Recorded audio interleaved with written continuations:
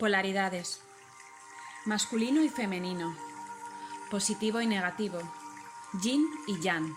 Conciencia, manifestación.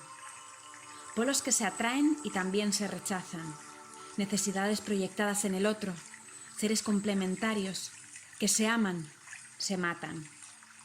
Falta de unidad. Falta de conciencia única. Vidas paralelas que se entrelazan, se atan. Mirada hacia adentro, polaridad encontrada. Falso vacío, plenitud restaurada. El todo lo contiene. Los polos se diluyen, se disuelven. Unión de extremos, equilibrio intermedio.